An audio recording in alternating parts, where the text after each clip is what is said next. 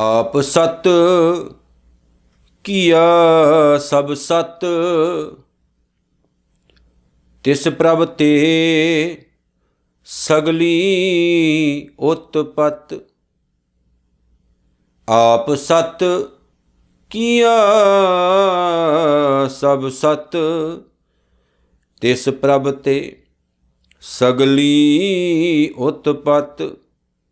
तिस भावै तां करे विस्तार, तिस भावै तां एकंकार।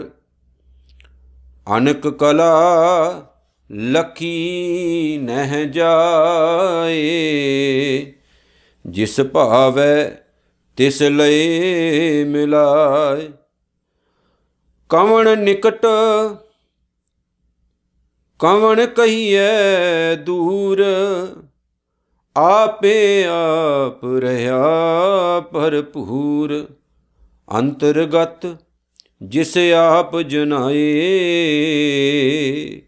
नानक तिस जन आप बुझाए। अंतर्गत जिस आप जनाए, नानक तिस जन आप बुझाए।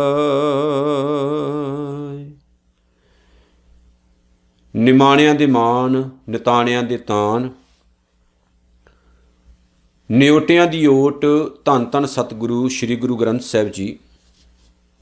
ਬਾਪੂ ਜੀ ਦੇ ਪਾਵਨ ਚਰਨਾਂ ਦਾ ਆਓ ਜੀ ਨਿੱਘਾ ਪਿਆਰਾ ਧਿਆਨ ਧਰੀਏ। ਸਤਿਗੁਰੂ ਦੇ ਪਾਵਨ ਚਰਨਾਂ ਦੇ ਵਿੱਚ ਆਪਣਾ ਸੀਸ ਨਵਾਈਏ ਜੀ। ਸਤਿਕਾਰ ਸਹਿਤ ਆਖੋ ਜੀ, ਵਾਹਿਗੁਰੂ ਜੀ ਕਾ ਖਾਲਸਾ, ਵਾਹਿਗੁਰੂ ਜੀ ਕੀ ਫਤਿਹ। ਸੁਖਮਨੀ ਸਾਹਿਬ ਦੀ ਪਾਵਨ ਬਾਣੀ ਦੀ 23 ਨੰਬਰ ਅਸ਼ਟਪਦੀ ਚੱਲ ਰਹੀ ਹੈ। 5ਵੀਂ ਪੌੜੀ ਦਾ ਪਾਠ ਆਪ ਜੀ ਨੇ ਦਾਸ ਪਾਸੋਂ ਸਰਵਣ ਕੀਤਾ ਹੈ। ਧੰਨ ਸਤਿਗੁਰੂ ਸ੍ਰੀ ਗੁਰੂ ਅਰਜਨ ਸਾਹਿਬ ਜੀ ਮਹਾਰਾਜ ਨੇ ਪਰਮਾਤਮਾ ਦੇ ਬਹੁਤ ਸਾਰੇ ਭੇਦਾਂ ਦਾ ਜ਼ਿਕਰ ਇਹਦੇ ਵਿੱਚ ਕੀਤਾ ਹੈ। ਸਾਡੀ ਇੱਕ ਨਿੱਜੀ ਸੋਚ ਹੈ, ਆਪਾਂ ਇਹ ਸੋਚਦੇ ਹਾਂ ਕਿ ਜਦੋਂ ਅਸੀਂ ਬਹੁਤ ਦੁਖੀ ਹੁੰਦੇ ਹਾਂ ਤਾਂ ਸ਼ਾਇਦ ਪਰਮਾਤਮਾ ਸਾਥੋਂ ਦੂਰ ਚਲਾ ਜਾਂਦਾ ਹੈ, ਰੱਬ ਸਾਡੇ ਨੇੜੇ ਨਹੀਂ ਹੁੰਦਾ ਹੈ। ਅਤੇ ਜਦੋਂ ਆਪਾਂ ਸੁਖੀ ਹੁੰਦੇ ਹਾਂ ਆਪਾਂ ਇਹ ਸੋਚਦੇ ਹਾਂ ਪਰਮਾਤਮਾ ਸਾਡਾ ਸਾਥ ਦੇ ਰਿਹਾ ਹੈ, ਪਰਮਾਤਮਾ ਸਾਡਾ ਸਾਥ ਦੇ ਰਿਹਾ ਹੈ, ਉਹ ਨੇੜੇ ਹੈ। ਪਰ ਅਸਲ ਦੇ ਵਿੱਚ ਐਸੀ ਕੋਈ ਗੱਲ ਨਹੀਂ ਹੁੰਦੀ। ਪਰਮਾਤਮਾ ਕੋਈ ਐਸੀ ਸ਼ਕਤੀ ਨਹੀਂ ਹੈ ਕਿ ਕਦੇ ਚਲ ਗਈ ਕਦੇ ਆ ਗਈ, ਕਦੇ ਚਲ ਗਈ ਕਦੇ ਆ ਗਈ। ਉਹ ਸਿਸਟਮ ਦੇ ਵਿੱਚ ਹੈ, ਸਾਡੇ ਅੰਦਰ ਹੈ, ਉਹਦੇ ਥਰੂ ਹੀ ਆਪਾਂ ਚੱਲ ਰਹੇ ਹਾਂ। ਉਹ ਆਪਣੇ ਆਪ ਨੂੰ ਸਮੇਟਦਾ ਜ਼ਰੂਰ ਹੈ, ਪਰ ਆਪਣੇ ਆਪ ਨੂੰ ਕਦੇ ਸਾਡੇ ਤੋਂ ਵੱਖਰਾ ਨਹੀਂ ਕਰਦਾ। ਉਹ ਇਹ ਸਾਨੂੰ ਭੁਲੇਖੇ ਹੁੰਦੇ ਨੇ ਕਿ ਪਰਮਾਤਮਾ ਨੇ ਆਪਣੇ ਆਪ ਨੂੰ ਸਾਥੋਂ ਵੱਖਰਾ ਕਰ ਲਿਆ, ਪਰਮਾਤਮਾ ਦੂਰ ਚਲਾ ਗਿਆ ਹੈ। ਇਹਨਾਂ ਭੁਲੇਖਿਆਂ ਦਾ ਸ਼ਿਕਾਰ ਹੋ ਕੇ ਅਸੀਂ ਪਰਮਾਤਮਾ ਦੀ ਜਿਹੜੀ ਹਸਤੀ ਹੈ ਅਤੇ ਆਪਣੀ ਨਿੱਜ ਹਸਤੀ ਹੈ ਉਹਨੂੰ ਵੱਖਰਿਆਂ ਕਰ ਲੈਂਦੇ ਹਾਂ। ਇੱਕ ਕਾਰੀਗਰ ਨੇ ਭਾਂਡਾ ਬਣਾਇਆ ਹੈ, ਭਾਂਡਾ ਟੁੱਟ ਜਾਏ, ਭੱਜ ਜਾਏ, ਕਾਰੀਗਰ ਮਰ ਜਾਏ ਤਾਂ ਕੋਈ ਫਰਕ ਨਹੀਂ ਪੈਂਦਾ। ਕਈ ਵਾਰ ਭਾਂਡੇ ਠੀਕ ਹੁੰਦੇ ਨੇ, ਕਾਰੀਗਰ ਮਰ ਜਾਂਦਾ, ਕਈ ਵਾਰ ਕਾਰੀਗਰ ਠੀਕ ਹੁੰਦਾ, ਭਾਂਡੇ ਟੁੱਟ ਜਾਂਦੇ। ਪਰ ਉਹ ਇੱਕ ਦੂਜੇ ਨਾਲ ਜੁੜੇ ਨਹੀਂ ਹੋਏ, ਉਹ ਵੱਖ ਹੋ ਗਏ, ਬਣਾ ਕੇ ਵੱਖ ਹੋ ਗਏ। ਮਿਸਤਰੀ ਆਇਆ, ਇੱਟਾਂ ਸੀਮਟ ਬਜਰੀ ਗਾਰਾ ਲਿਆ, ਘਰ ਬਣਾਇਆ, ਬਣਾ ਕੇ ਚਲਾ ਗਿਆ। ਉਹਨੇ ਬਣਾ ਦਿੱਤਾ, ਭਾਵੇਂ ਉਸੇ ਟਾਈਮ ਡਿੱਗ ਪਏ, ਉਹਦੀ ਕੋਈ ਗਰੰਟੀ ਨਹੀਂ, ਕੋਈ ਮਤਲਬ ਨਹੀਂ, ਉਹਦਾ ਕੋਈ ਨੁਕਸਾਨ ਨਹੀਂ, ਵੱਖ ਹੋ ਗਿਆ। ਪਰਮਾਤਮਾ ਦਾ ਅਤੇ ਸਾਡਾ ਸੰਬੰਧ ਕੁਝ ਇਸ ਤਰ੍ਹਾਂ ਦਾ ਹੈ ਜਿਵੇਂ ਸੰਗੀਤ ਅਤੇ ਸੰਗੀਤਕਾਰ ਦਾ ਹੁੰਦਾ, ਨਾਚ ਅਤੇ ਨੱਚਣ ਵਾਲੇ ਦਾ ਹੁੰਦਾ। ਕਦੇ ਉਹ ਆਪਣੇ ਆਪ ਤੋਂ ਉਹਨੂੰ ਵੱਖਰਾ ਨਹੀਂ ਕਰ ਸਕਦੇ। ਮੈਂ ਕਹਾਂ ਮੈਂ ਕਥਾ ਕਰ ਰਿਹਾ, ਮੈਂ ਖੁਦ ਨੂੰ ਵੱਖਰਾ ਕਰ ਲੈਣਾ, ਕਥਾ ਵੱਖਰੀ ਹੋ ਜਾਏਗੀ। ਨਹੀਂ, ਜਦੋਂ ਤੱਕ ਮੈਂ ਹਾਂ ਉਦੋਂ ਤੱਕ ਉਹ ਮੇਰੇ ਨਾਲ ਹੀ ਹੈ। ਮੈਂ ਜਿੱਦਣ ਮਰਾਂਗਾ ਮੇਰੇ ਨਾਲ ਹੀ, ਖਤਮ। ਕੁਛ ਗੁਣ ਜਿਹੜੇ ਹੁੰਦੇ ਨੇ ਨਾਲ ਰਹਿੰਦੇ ਆ। ਪਰਮਾਤਮਾ ਦਾ ਅਤੇ ਸਾਡਾ ਸੰਬੰਧ ਨਾਚ ਅਤੇ ਨਚਾਰ ਦਾ ਹੈ, ਸੰਗੀਤ ਦਾ ਅਤੇ ਸੰਗੀਤਕਾਰ ਦਾ ਹੈ। ਪਿਆਰਿਓ, ਉਹ ਕਦੇ ਵੀ ਆਪਣੇ ਆਪ ਨੂੰ ਸੰਗੀਤ ਤੋਂ ਜਾਂ ਨਾਚ ਤੋਂ ਵੱਖ ਨਹੀਂ ਕਰ ਸਕਦੇ, ਉਹਨਾਂ ਦੇ ਅੰਦਰ ਹੈ। ਮੈਂ ਆਪਣੇ ਪਰਛਾਵੇਂ ਨੂੰ ਚਾਹ ਕੇ ਵੀ ਵੱਖ ਨਹੀਂ ਕਰ ਸਕਦਾ। ਨਿਰੰਕਾਰ ਨੇ ਕੁਦਰਤ ਬਣਾਈ, ਉਹ ਵਿੱਚ ਹੈ ਉਹਦੇ, ਆਪਾਂ ਕਹਿੰਦੇ ਉਹ ਵੱਖਰਾ ਹੋ ਗਿਆ, ਦੂਰ ਚਲਾ ਗਿਆ। ਰੱਬ ਨੂੰ ਗਾਲਾਂ ਵੀ ਕੱਢਣ ਲੱਗ ਪੈਂਦੇ ਆ, ਮਿਹਣੇ ਵੀ ਮਾਰਦੇ, ਪਰ ਬਹੁਤ ਸਾਰੀਆਂ ਗੱਲਾਂ ਐਸੀਆਂ ਸਤਿਗੁਰ ਨੇ ਕੀਤੀਆਂ ਨੇ ਜਿਨ੍ਹਾਂ ਦੇ ਵੱਲ ਮੈਂ ਤੁਹਾਡਾ ਧਿਆਨ ਦਿਵਾਉਣਾ ਚਾਹੁੰਦਾ। ਬਾਪੂ ਕਹਿੰਦੇ ਆਪ ਸਤ ਕੀਆ ਸਭ ਸਤ। ਪਰਮਾਤਮਾ ਆਪ ਸਦਾ ਸੱਚ ਹੈ, ਸਤ ਸੱਚ ਹੋਂਦ ਵਾਲਾ, ਹਮੇਸ਼ਾ ਰਹਿਣ ਵਾਲਾ। ਉਹਨੇ ਜੋ ਬਣਾਇਆ ਉਹ ਵੀ ਸੱਚ ਹੈ, ਕੋਈ ਭਰਮ ਭੁਲੇਖਾ ਨਹੀਂ ਬਣਾਇਆ ਉਹਨੇ, ਕੋਈ ਭਰਮ ਭੁਲੇਖਾ ਨਹੀਂ ਉਹਨੇ ਤਿਆਰ ਕੀਤਾ। ਉਹਨੇ ਜੋ ਬਣਾਇਆ ਸੱਚ ਬਣਾਇਆ, ਬਣਾਇਆ ਵੀ ਕਮਾਲ ਦਾ ਕਿ ਜੋ ਬਣਾਇਆ ਉਹ ਗਾਂ ਬਣਾਉਂਦਾ ਹੈ। ਕੁਦਰਤ ਦਾ ਸੁਭਾਅ ਕੀ ਹੈ? ਜੋ ਸਿੱਖਿਆ ਉਹ ਸਿਖਾਇਆ ਜਾਂਦਾ ਹੈ। ਮੈਂ ਆਪਣੇ ਪਿਤਾ ਤੋਂ ਮਾਤਾ ਤੋਂ ਬਣਿਆ, ਮੇਰੇ ਤੋਂ ਗਾਂ ਬੱਚੇ ਬਣਨਗੇ, ਬੱਚਿਆਂ ਤੋਂ ਗਾਂ ਬੱਚੇ ਬਣਨਗੇ। ਕੁਦਰਤ ਨੇ ਐਸੇ ਜੀਨਸ ਪਾਏ, ਸਿਸਟਮ ਐਸਾ ਬਣਾਇਆ ਕਿ ਇਨਸਾਨ ਕਦੇ ਵੀ ਨਹੀਂ ਮਰਦਾ, ਜਿਉਂਦਾ ਰਹਿੰਦਾ। ਉਹਨੇ ਜੋ ਪੈਦਾ ਕੀਤਾ ਉਹ ਸੱਚ ਹੈ। ਹੁਣ ਮੈਂ ਚਾਹ ਕੇ ਵੀ ਜੀਨਸ ਨੂੰ ਨਹੀਂ ਮਾਰ ਸਕਦਾ, ਉਹ ਚੱਲਦੇ ਰਹਿਣੇ।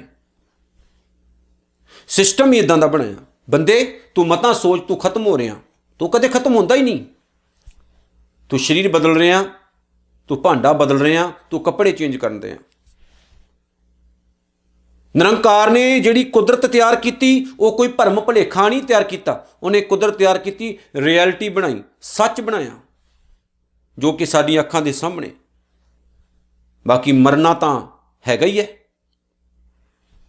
ਜੀਵਨ ਕਦੇ ਝੂਠਾ ਨਹੀਂ ਹੁੰਦਾ, ਪਰ ਮੌਤ ਆਉਂਦੀ ਹੈ। ਜੀਵਨ ਹਮੇਸ਼ਾ ਰਹਿੰਦਾ। ਸਰੀਰ ਦਾ ਮਰ ਜਾਣਾ ਤੈਅ ਹੈ, ਜੀਵਨ ਕਦੇ ਖਤਮ ਨਹੀਂ ਹੁੰਦਾ, ਕਿਉਂਕਿ ਜੀਵਨ ਦਾ ਸੰਬੰਧ ਸਿੱਧਾ ਨਿਰੰਕਾਰ ਨਾਲ ਹੈ। ਜੀਵਨ ਉਹਦੇ ਤੋਂ ਹੀ ਪੈਦਾ ਹੋਇਆ, ਜ਼ਿੰਦਗੀ ਉਹਦੇ ਤੋਂ ਪੈਦਾ ਹੋਈ। ਮੈਂ ਹੁਣ ਕਹਾਂ ਮੇਰੀ ਜ਼ਿੰਦਗੀ ਖਤਮ ਹੋ ਗਈ, ਮੇਰੀ ਜ਼ਿੰਦਗੀ ਖਤਮ ਹੋ ਗਈ, ਜ਼ਿੰਦਗੀ ਕਦੇ ਖਤਮ ਨਹੀਂ ਹੁੰਦੀ। ਜ਼ਿੰਦਗੀ ਹਮੇਸ਼ਾ ਰਹਿੰਦੀ ਹੈ। ਜਿਹਦਾ ਨਾਮ ਹੀ ਜ਼ਿੰਦਗੀ ਹੈ ਉਹ ਤਾਂ ਹਮੇਸ਼ਾ ਰਹੇਗੀ। ਖਤਮ ਹੋਵਾਂਗਾ ਮੈਂ, ਖਤਮ ਹੋਵੇਗਾ ਸਰੀਰ। ਆਪਾਂ ਇਹ ਸੋਚਦੇ ਹਾਂ ਵੀ ਮੈਂ ਮਰ ਗਿਆ ਤੇ ਖੋਰੇ ਸਭ ਕੁਝ ਖਤਮ ਹੋ ਜਾਣਾ, ਕਦੇ ਨਹੀਂ ਹੁੰਦਾ। ਤੇਰੇ ਮਰਨ ਨਾਲ 4 ਦਿਨ ਘਾਟਾ ਜ਼ਰੂਰ ਪਏਗਾ, ਪਰ ਇੱਕ ਦਿਨ ਫਿਰ ਠੀਕ ਹੋ ਜਾਣਾ। ਵਾਹਿਗੁਰੂ ਨੂੰ ਦੇਖਣਾ ਤਾਂ ਉਹਦੀ ਕੁਦਰਤ ਵਿੱਚੋਂ ਵੀ ਵੇਖੋ, ਇਹ ਗੁਰੂ ਨਾਨਕ ਸਾਹਿਬ ਨੇ ਕਿਹਾ ਹੈ। ਬੰਦੇ ਜੇ ਦੇਖਣਾ ਤੇ ਉਹਦੀ ਕੁਦਰਤ ਵਿੱਚੋਂ ਵੀ ਵੇਖ, ਤੈਨੂੰ ਉਹਦੇ ਵਿੱਚੋਂ ਵੀ ਉਹਦੇ ਆਨੰਦ ਆਉਣੇ ਸ਼ੁਰੂ ਹੋ ਜਾਣਗੇ, ਤੈਨੂੰ ਉਹਦੇ ਵਿੱਚੋਂ ਵੀ ਉਹਦੇ ਹੁਲਾਰੇ ਆਉਣੇ ਸ਼ੁਰੂ ਹੋ ਜਾਣਗੇ। ਤੇ ਜੇ ਨਹੀਂ ਵੇਖਣਾ ਤੇ ਸਾਖਸ਼ਾਤ ਵਸਦੇ ਹੋਏ ਉਸ ਨਿਰੰਕਾਰ ਨੂੰ, ਜੇ ਰੱਬ ਤੇਰੇ ਸਾਹਮਣੇ ਵੀ ਆ ਗਿਆ ਸਰੀਰ ਧਾਰ ਕੇ, ਤਾਂ ਵੀ ਤੂੰ ਨਾ ਕਰ ਜਾਏਗਾ। ਕਹਿੰਦੇ ਉਹਨੂੰ ਦੇਖ ਤਾਂ ਸਹੀ, ਉਹ ਸਭ ਜਗ੍ਹਾ ਤੇ ਵਸਦਾ ਹੈ। ਜੋ ਕੁਝ ਉਹਨੇ ਬਣਾਇਆ ਉਹ ਸੱਚ ਬਣਾਇਆ। ਦੁਨੀਆ ਝੂਠ ਨਹੀਂ ਹੈ, ਸੰਸਾਰ ਝੂਠ ਨਹੀਂ ਹੈ। ਜਿਹੜੀ ਗੱਲ ਸਤਿਗੁਰ ਨੇ ਬਾਣੀ 'ਚ ਆਖੀ ਨਾ, ਧੂਏ ਕਾ ਪਹਾੜ ਹੈ, ਰੇਤ ਦੀ ਕੰਧ ਹੈ, ਉੱਥੇ ਸਤਿਗੁਰ ਨੇ ਸਾਡੀ ਗੱਲ ਕੀਤੀ ਕਿ ਆਪਾਂ ਹਮੇਸ਼ਾ ਨਹੀਂ ਰਹਿਣਾ, ਆਪਾਂ ਸਦਾ ਨਹੀਂ ਰਹਿਣਾ, ਸਾਡੇ ਸਰੀਰ ਸਦਾ ਨਹੀਂ ਰਹਿਣਗੇ, ਪਰ ਇਹ ਸਭ ਕੁਝ ਚੱਲਦਾ ਰਹਿਣਾ। ਜੋ ਆਪਾਂ ਕਮਾਇਆ, ਜੋ ਆਪਾਂ ਬਣਾਇਆ, ਜੋ ਆਪਾਂ ਕ੍ਰੀਏਟ ਕੀਤਾ, ਉਹ ਰਹੇਗਾ, ਪਰ ਅਸੀਂ ਨਹੀਂ ਰਵਾਂਗੇ। ਉਹਦਾ ਫਾਇਦਾ ਕਿਸੇ ਹੋਰ ਨੂੰ ਹੋਏਗਾ। ਹੁਣ ਮਾਈਕਰੋਸਾਫਟ ਬਣਾਉਣ ਵਾਲਾ ਬੰਦਾ ਕਿ ਮੇਰੇ ਕੋਈ ਇੰਨਾ ਪੈਸਾ, ਮੈਂ ਤਾਂ ਮਰ ਜਾਣਾ, ਮੈਗੜ ਨਾਲ ਜਾਣਾ, ਪਰ ਨਹੀਂ, ਉਹ ਦੁਨੀਆ ਨੂੰ ਕੁਝ ਦੇ ਕੇ ਜਾ ਰਿਹਾ। ਸਾਇੰਸਦਾਨ ਕੁਝ ਦੇ ਕੇ ਜਾ ਰਹੇ, ਕੁਝ ਆਵਿਸ਼ਕਾਰ ਕਰਕੇ ਜਾ ਰਹੇ। ਪਤਾ ਉਹਨਾਂ ਨੂੰ ਆਪਾਂ ਮਰ ਜਾਣਾ, ਪਰ ਉਹ ਕਹਿੰਦੇ ਕੁਝ ਕਰਕੇ ਜਾਈਏ ਦੁਨੀਆ ਲਈ। ਆਪਾਂ ਦੁਨੀਆ ਨੂੰ ਆਏ ਆ, ਦੁਨੀਆ ਨੂੰ ਬਿਊਟੀਫੁਲ ਬਣਾ ਕੇ ਜਾਈਏ, ਦੁਨੀਆ ਨੂੰ ਚੰਗਾ ਕਰਕੇ ਜਾਈਏ। ਪਰ ਸਾਡੇ ਵਾਲੇ ਗਊ ਦੇ ਮੂਤ ਤੋਂ ਹੀ ਲੜੀ ਜਾਂਦੇ, ਛੋਟੀ ਛੋਟੀ ਚੀਜ਼ਾਂ ਤੋਂ ਲੜੀ ਜਾਂਦੇ। ਕਿਹੜੇ ਚੱਕਰਾਂ 'ਚ ਪਈ ਦੁਨੀਆ। ਅਗਾਂਹ ਵਧਣ ਦੀ ਬਜਾਏ ਆਪਾਂ ਆਪਣੇ ਆਪ ਨੂੰ ਕਈ ਸਦੀਆਂ ਪਿਛਾਂਹ ਸੁੱਟ ਰਹੇ ਹਾਂ, ਗਾਂਹ ਨਹੀਂ ਜਾ ਰਹੇ। ਅਗਲੀ ਗੱਲ, ਤਿਸ ਪ੍ਰਭ ਤੇ ਸਗਲੀ ਉਤਪਤ। ਉਸ ਪਰਮਾਤਮਾ ਤੋਂ ਹੀ ਸਾਰੀ ਉਤਪਤੀ ਹੋਈ ਹੈ, ਸਾਰੀ ਸ੍ਰਿਸ਼ਟੀ ਉਹਦੇ ਵਿੱਚੋਂ ਨਿਕਲੀ ਹੈ, ਉਹਦੇ ਵਿੱਚੋਂ ਨਿਕਲੀ। ਜਿਹੜੀ ਚੀਜ਼ ਉਹਦੇ ਵਿੱਚੋਂ ਨਿਕਲੀ, ਮੈਨੂੰ ਤਾਂ ਉਹਦੇ ਨਾਲ ਪਿਆਰ ਹੈ। ਮੈਂ ਤੁਹਾਨੂੰ ਕਿਹਾ ਸੀ ਨਾ ਇੱਕ ਵਾਰੀ, ਇੱਕ ਫਕੀਰ ਨੇ ਇੱਕ ਔਰਤ ਦੀ ਸਿਫਤ ਕੀਤੀ। ਔਰਤ ਬੜੀ ਸੋਹਣੀ ਸੀ ਸਾਹਮਣੇ ਖੜੀ। ਕਈ ਵਾਰ ਨਾ ਕਈਆਂ ਦਾ ਰੂਪ ਰੰਗ ਇੰਨਾ ਪਿਆਰਾ ਹੁੰਦਾ ਵੀ ਉਹਨਾਂ ਤੋਂ ਅੱਖ ਹੀ ਨਹੀਂ ਜਾਂਦੀ, ਬਾਰ-ਬਾਰ ਉਹਨਾਂ ਨੂੰ ਵੇਖਣ ਨੂੰ ਦਿਲ ਕਰਦਾ। ਪਰ ਇਹਦਾ ਮਤਲਬ ਇਹ ਨਹੀਂ ਹੁੰਦਾ ਵੀ ਸਾਡੀ ਸੋਚ ਗਲਤ ਹੈ ਜਾਂ ਸਾਡੀ ਨਿਗਾਹ ਗਲਤ ਹੈ, ਇਹ ਜ਼ਰੂਰੀ ਨਹੀਂ ਹੁੰਦਾ। ਕਈ ਚਿਹਰੇ ਹੀ ਬੜੇ ਪਿਆਰੇ ਲੱਗਦੇ, ਉਹਨਾਂ ਦੇ ਤਿੱਖੇ ਤਿੱਖੇ ਨੈਣ ਨਕਸ਼ ਸੋਹਣੇ ਲੱਗਦੇ। ਭਾਈ ਸੰਤੋਖ ਸਿੰਘ ਚੂੜਾਮਣੀ ਨੂੰ ਪੜ੍ਹੋ, ਜਦੋਂ ਉਹ ਕਿਸੇ ਔਰਤ ਦੀ ਗੱਲ ਕਰਦੇ ਉਹਦੀ ਸੁੰਦਰਤਾ ਇੰਨੀ ਕਮਾਲ ਨਾਲ ਬਿਆਨ ਕਰਦੇ ਆ ਵੀ ਦਿਲ ਕਰਦਾ ਵੀ ਉਹ ਮੂਰਤ ਸਾਡੇ ਸਾਹਮਣੇ ਬੈਠੀ ਹੋਵੇ ਤੇ ਵੇਖੀ ਜਾਈਏ, ਇੱਦਾਂ ਬਿਆਨ ਕਰਦੇ ਹੋ। ਕਈ ਵਾਰ ਚਿਹਰੇ, ਚਾਹੇ ਬੰਦਾ ਚਾਹੇ ਔਰਤ ਹੈ, ਪਰ ਜਿਵੇਂ ਅਸੀਂ ਬੰਦੇ ਦਾ ਬੰਦਾ ਜਿਹੜਾ ਆਕਰਸ਼ਿਤ ਹੁੰਦਾ ਔਰਤ ਪ੍ਰਤੀ, ਔਰਤ ਆਕਰਸ਼ਿਤ ਹੁੰਦੀ ਬੰਦੇ ਪ੍ਰਤੀ, ਇਹ ਜੈਨੂਨ ਚੀਜ਼ ਹੈ ਜੋ ਪਰਮਾਤਮਾ ਨੇ ਪੈਦਾ ਕੀਤੀ ਹੈ, ਇਹ ਤੱਤ ਨਿਰੰਕਾਰ ਨੇ ਪੈਦਾ ਕੀਤੇ। ਪਰ ਕੋਈ ਸੋਹਣੀ ਮੂਰਤ ਸਾਹਮਣੇ ਹੋਵੇ, ਦਿਲ ਕਰਦਾ ਵੇਖੀ ਜਾਈਏ, ਸੋਚ ਗਲਤ ਨਹੀਂ ਹੈ, ਜ਼ਰੂਰੀ ਨਹੀਂ ਹੈ। ਜਿਹੜੀ ਨਿਰੰਕਾਰ ਤੋਂ ਚੀਜ਼ ਪੈਦਾ ਹੋਈ, ਨਿਰੰਕਾਰ ਤੋਂ ਬਣੀ, ਉਹਦੇ ਨਾਲ ਵੀ ਪਿਆਰ ਕਰੋ। ਫਕੀਰ ਨੇ ਕਿਹਾ, ਕੁਦਰਤੀ ਔਰਤ ਨੂੰ ਚੜ੍ਹ ਗਿਆ ਗੁੱਸਾ, ਕਹਿੰਦੀ ਕਮਲਾ ਜਾ ਮੇਰੇ ਵੱਲ ਵੇਖੀ ਜਾਂਦਾ। ਵੇਖੀ ਕਿਆ? ਆਪਣੇ ਘਰ ਵਾਲੀ ਨੂੰ ਬੁਲਾ ਕੇ ਲਿਆਈ, ਕਹਿੰਦੀ ਮੇਰੇ ਵੱਲ ਹੀ ਵੇਖੀ ਜਾਂਦਾ। ਉਹਨੇ ਫਕੀਰ ਨੂੰ ਕਿਹਾ ਕਿ ਤੂੰ ਮੇਰੀ ਘਰ ਵਾਲੀ ਵੱਲ ਵੇਖੀ ਜਾਂਦਾ, ਮੇਰੀ ਜਨਾਨੀ ਵੱਲ ਵੇਖੀ ਜਾਂਦਾ, ਕੋਈ ਤਕਲੀਫ ਹੈ ਤੈਨੂੰ? ਖਾਣੀਆਂ ਤੂੰ ਮੈਥੋਂ? ਖਾਸ ਕਰਕੇ ਸਾਡਾ ਪੰਜਾਬੀਆਂ ਦਾ ਸੁਭਾਅ ਬੜਾ ਇੱਦਾਂ ਦਾ, ਮਾਸਾ ਕੋ ਕਿਸੇ ਦੀ ਸਿਫਤ ਕਰ ਦੋ, ਮਾੜੀ ਮੋਟੀ ਕਿਸੇ ਨਾਲ ਗੱਲ ਕਹਿ ਦੋ, ਚਲੋ ਜੀ ਉਸੇ ਟਾਈਮ ਹੀ ਉਹ ਕਲਪ ਜਾਂਦੇ ਵੀ ਸ਼ਾਇਦ ਬੰਦਾ ਗਲਤ ਹੋਣਾ। ਕਹਿ ਦੋ ਕਿਸੇ ਨੂੰ, ਨਹੀਂ, ਇਹ ਬਹੁਤ ਔਖਾ। ਆਪਾਂ ਨਾ ਬਹੁਤ ਗਲਤ ਲੈ ਜਾਂਦੇ ਕਈ ਵਾਰ ਚੀਜ਼ਾਂ ਨੂੰ, ਪਰ ਜ਼ਰੂਰੀ ਨਹੀਂ ਹੁੰਦਾ, ਜ਼ਰੂਰੀ ਨਹੀਂ ਹੁੰਦਾ। ਮੇਰੇ ਨਾਲ ਵੀ ਐਸਾ ਇੱਕ ਵਾਰੀ ਹੋਇਆ, ਇੰਨਾ ਹੀ ਗੱਲ ਮੈਂ ਕਹੀ ਸੀ ਕਿ ਸਾਡੀ ਕਲਾਸ ਦੇ ਵਿੱਚ ਇੱਕ ਕੁੜੀ ਪੜ੍ਹਦੀ, ਤੁਸੀਂ ਨਿਰੇ ਉਹਦੇ ਵਰਗੇ ਲੱਗਦੇ ਹੋ। ਉਹਨੂੰ ਜਦੋਂ ਮੈਂ ਤੁਹਾਨੂੰ ਦੇਖਿਆ ਤਾਂ ਮੈਨੂੰ ਉਹਦੀ ਯਾਦ ਆ ਗਈ। ਦੋਸਤ ਹੁੰਦੇ ਨਾ ਕਲਾਸਾਂ ਦੇ ਵਿੱਚ, ਆਪਸ ਵਿੱਚ ਬੈਠੇ ਹੁੰਦੇ, ਪਿਆਰ ਬੜਾ ਹੁੰਦਾ ਆਪਸ ਵਿੱਚ ਸਾਰਿਆਂ ਦਾ, ਤੇ ਜਦੋਂ ਕੋਈ ਉਹੋ ਜਿਹੇ ਚਿਹਰੇ ਵਾਲਾ ਮਿਲ ਜਾਏ ਤੇ ਯਾਦ ਤਾਜ਼ੀ ਹੋ ਜਾਂਦੀ ਪੁਰਾਣੀ, ਵੀ 8ਵੀਂ 10ਵੀਂ ਕਲਾਸ ਦੇ ਵਿੱਚ ਕੋਈ ਹੈਗਾ ਸੀ ਤੁਹਾਡੇ ਵਰਗਾ ਨਿਰਾ ਸੇਮ ਟੂ ਸੇਮ, ਮੈਨੂੰ ਵਿਸ਼ਵਾਸ ਨਹੀਂ ਹੁੰਦਾ। ਤੇ ਜੇਕਰ ਅਗਲੇ ਗਲਤ ਲੈ ਜਾਣ ਵੀ ਗੰਭੀਰ ਨੇ ਤਾਂ ਜੀ ਸਾਡੀ ਕੁੜੀ ਨੂੰ ਇੱਦਾਂ ਆਖਿਆ, ਕਿੰਨੀ ਗਲਤ ਗੱਲ ਆਖੀ ਜੀ। ਮੇਰਾ ਕਹਿਣ ਦਾ ਤਰੀਕਾ ਗਲਤ ਨਹੀਂ ਸੀ, ਤੁਹਾਡਾ ਸਮਝਣ ਦਾ ਤਰੀਕਾ ਗਲਤ ਹੋ ਸਕਦਾ। ਕਈ ਵਾਰ ਆਪਾਂ ਇਹੋ ਜਿਹੇ ਭੁਲੇਖਿਆਂ 'ਚ ਪੈ ਜਾਂਦੇ ਹਾਂ, ਸਾਨੂੰ ਸਮਝ ਨਹੀਂ ਲੱਗਦੀ, ਆਪਾਂ ਕਹਿਣਾ ਕੁਝ ਹੋਰ ਚਾਹੁੰਦੇ ਹੁੰਦੇ ਹਾਂ, ਤੁਸੀਂ ਸਮਝਦੇ ਕੁਝ ਹੋਰ ਹੋ। ਫਕੀਰ ਨੇ ਵੀ ਕਿਹਾ, ਕਹਿੰਦਾ ਕਮਲਿਆ ਮੈਂ ਤੇਰੀ ਘਰ ਵਾਲੀ ਨਹੀਂ ਵੇਖ ਰਿਹਾ, ਰੱਬ ਨੇ ਇਹਨੂੰ ਇੰਨਾ ਸੋਹਣਾ ਬਣਾਇਆ ਕਿ ਮੇਰੇ ਦਿਮਾਗ ਵਿੱਚ ਬਾਰ-ਬਾਰ ਇਹ ਗੱਲ ਆ ਰਹੀ ਸੀ ਕਿ ਜਿਹਨੇ ਇੰਨੀ ਸੋਹਣੀ ਮੂਰਤ ਤਿਆਰ ਕੀਤੀ, ਉਹ ਰੱਬ ਕਿੰਨਾ ਪਿਆਰਾ ਹੋਏਗਾ, ਕਿੰਨਾ ਸੋਹਣਾ ਹੋਏਗਾ। ਮੇਰਾ ਹੁਣ ਕਹਿਣ ਦਾ ਮਤਲਬ ਇਹ ਨਹੀਂ ਵੀ ਜਿੱਥੇ ਕੋਈ ਸੋਹਣੀ ਔਰਤ ਮਿਲੇ, ਸੋਹਣਾ ਬੰਦਾ ਮਿਲੇ, ਵੇਖੀ ਜਾਓ ਵੇਖੀ ਜਾਓ, ਇਹ ਨਹੀਂ ਮੈਂ ਕਹਿਣਾ ਚਾਹੁੰਦਾ। ਲੇਕਿਨ ਕਹਾਣੀ ਇਹ ਦੱਸਦੀ ਕਿ ਨਿਰੰਕਾਰ ਨੇ ਜਿਹੜੀ ਕੁਦਰਤ ਪੈਦਾ ਕੀਤੀ, ਬਣਾਈ ਨਾ, ਬੜੀ ਪਿਆਰੀ ਹੈ। ਆਪਾਂ ਉਹਦੇ ਵਿੱਚੋਂ ਵੀ ਉਹਨੂੰ ਵੇਖ ਸਕਦੇ ਹਾਂ, ਉਹਦੇ ਦੀਦਾਰ ਕਰ ਸਕਦੇ ਹਾਂ। ਹੁਣ ਗੁਰਬਾਣੀ ਵਿੱਚ ਵੀ ਤਾਂ ਸਿਫਤ ਕੀਤੀ ਗਈ। ਉਹ ਸ਼ਬਦ ਪੜ੍ਹੋ ਧਿਆਨ ਨਾਲ ਮੇਰੇ ਨਾਲ, ਉਹ ਤੰਗੀ ਪੈ ਓਹਰੀ ਗਹਿਰੀ ਗੰਭੀਰੀ, ਸੱਸੜ ਸੋਈਆ ਕਿਵ ਕਰੀ ਨਿਮ ਨਾ ਜਾਏ ਥਣੀ। ਇੱਕ ਔਰਤ ਜਿਹੜੀ ਹੁਸਨ ਵਿੱਚ ਲੱਦੀ ਹੋਈ ਹੈ, ਲੱਦੀ ਹੋਈ ਹੁਸਨ ਵਿੱਚ, ਉੱਚੀ ਲੰਮੀ ਜਵਾਨ, ਉਹ ਤੰਗੀ ਪੈ ਓਹਰੀ ਗਹਿਰੀ ਗੰਭੀਰੀ, ਸੱਸੁੜ ਸੱਸ ਮੇਰੀਏ, ਸੋਈਆ ਕਿਵ ਕਰੀ ਕਿਵੇਂ ਨਿਮ ਨਾ ਜਾਏ ਥਣੀ। ਹੁਣ ਥਣੀ ਦਾ ਮਤਲਬ ਇੱਥੇ ਬ੍ਰੈਸਟ ਨਾਲ ਨਹੀਂ ਹੈ, ਥਣੀ ਦਾ ਮਤਲਬ ਬ੍ਰੈਸਟ ਨਾਲ ਨਹੀਂ ਹੈ, ਛਾਤੀ ਨਾਲ ਨਹੀਂ ਹੈ। ਇੱਥੇ ਗੱਲ ਹੀ ਬੜੀ ਕਮਾਲ ਦੀ ਕਹੀ ਗਈ, ਇੱਥੇ ਹੁਸਨ ਦੀ ਗੱਲ ਕੀਤੀ ਗਈ, ਜਵਾਨੀ ਦੀ ਗੱਲ ਕੀਤੀ ਗਈ। ਆਪਾਂ ਮੂਰਖਾਂ ਜਿਹੜੇ ਗਲਤ ਅਰਥ ਲੈ ਜਾਂਦੇ ਕਈ ਵਾਰੀ। ਉਹ ਤੰਗੀ ਪੈ ਉਹ ਹਰੀ ਗਹਿਰੀ ਗੰਭੀਰੀ, ਸੱਸੜ ਸੋਈਆ ਕਿਵ ਕਰੀ ਨਿਵਨ ਨਾ ਜਾਏ ਥਣੀ। ਗੱਚ ਜੇ ਲੱਗਾ ਗਿਰਵੜੀ ਸਕੀਏ ਧੌਲ ਹਰੀ, ਸੇਪੀ ਢੈਂਦੇ ਡਿੱਠ ਮੈਂ ਮੁੰਦ ਨਾ ਗਰਭ ਥਣੀ। ਥਣੀ ਕਹਿੰਦੀ ਹੈ ਮੇਰੀਏ ਨੂੰਹ ਧੀਏ, ਜਵਾਨੀ ਦਾ ਮਾਣ ਨਾ ਬਹੁਤਾ ਕਰ, ਇੱਥੇ ਵੱਡੇ ਵੱਡੇ ਮਹਿਲ ਮੁਰਾੜੇ ਢੱਟ ਗਏ, ਤੇਰੀ ਜਵਾਨੀ ਕੀ ਹੈ। ਪਰ ਜਦੋਂ ਸਿਫਤ ਕੀਤੀ ਤੇ ਸਤਿਗੁਰੂ ਨੇ ਬੜੇ ਕਮਾਲ ਦੇ ਸ਼ਬਦ ਲਿਖ ਦਿੱਤੇ ਔਰਤ ਦੇ ਪ੍ਰਤੀ, ਬਹੁਤ ਪਿਆਰੇ ਸ਼ਬਦ ਲਿਖੇ। ਮੋਰੀ ਰੁਣਚਣ ਲਾਇਆ ਭੈਣੇ ਸਾਵਣ ਆਇਆ, ਤੇਰੇ ਮੁੰਦ ਕਟਾਰੇ ਜੇ ਵਡਾ ਤੈਨੂੰ ਲੋਭੀ ਲੋਭ ਲਭਾਇਆ। ਸ਼ਬਦ ਪੜ੍ਹਿਆ ਕਰੋ ਕਦੇ ਧਿਆਨ ਨਾਲ। ਦੇਖੋ ਕੁਦਰਤ ਦੀ ਵੀ ਸਿਫਤ ਆਈ, ਆਪਾਂ ਸਾਰੇ ਕੁਦਰਤ ਵਿੱਚ ਆਉਂਦੇ। ਫਕੀਰ ਨੂੰ ਨਾ ਉਹ ਖਿੱਚ ਕੇ ਪਿਆ, ਉਹ ਕਹਿੰਦਾ ਤੇਰੀ ਘਰ ਵਾਲੀ ਨਹੀਂ ਵੇਖੀ ਮੈਂ ਤਾਂ ਇਹਦੇ ਵਿੱਚ ਉਹਨੂੰ ਵੇਖਿਆ ਜਿਹਨੇ ਇਹਨੂੰ ਬਣਾਇਆ। ਵਾਹ, ਹਰ ਵਕਤ ਕੋਈ ਬੰਦਾ ਗਲਤ ਨਹੀਂ ਹੁੰਦਾ, ਕਿਸੇ ਦੀ ਸਿਫਤ ਕਰਤੀ ਤੇ ਉਹ ਗਲਤ ਨਹੀਂ ਹੋ ਜਾਂਦਾ। ਐਵੇਂ ਆਪਾਂ ਬਹੁਤਾ ਤੰਗ ਦਿਲੀ ਲੈ ਕੇ ਚੱਲਦੇ ਹਾਂ, ਸੋਚ ਗਲਤ ਲੈ ਕੇ ਚੱਲਦੇ। ਥੋੜ੍ਹਾ ਜਿਹਾ ਵਾਈਡ ਥਿੰਕ ਰੱਖੋ, ਵਾਈਡ ਸੋਚ ਰੱਖੋ ਜੇ ਦੁਨੀਆ 'ਚ ਜਿਉਣਾ, ਨਹੀਂ ਤਾਂ ਆਪਾਂ ਜਿਉ ਹੀ ਨਹੀਂ ਸਕਦੇ।